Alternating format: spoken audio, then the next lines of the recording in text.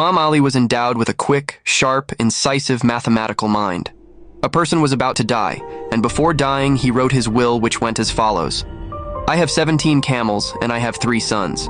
Divide my camels in such a way that my eldest son gets half of them, the second one gets 1/3 of the total, and my youngest son gets 1/9 of the total number of camels. After his death, when the relatives read his will, they got extremely perplexed and said to each other that, how can we divide 17 camels like this? So after a long, hard thought, they all came to the door of Imam Ali and put forward their problem. Imam Ali said, okay, I will divide the camels as per the man's will.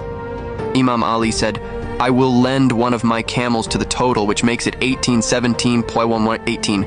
Now let's divide as per his will. The eldest son gets 1/2 of 18 for 9. The second one gets 1/3 of 18 for 6. The youngest gets 1/9 of 18 for 2. So, now the total number of camels, 17. 9 flakes, 2 17. Then Imam Ali said, now I will take my camel back.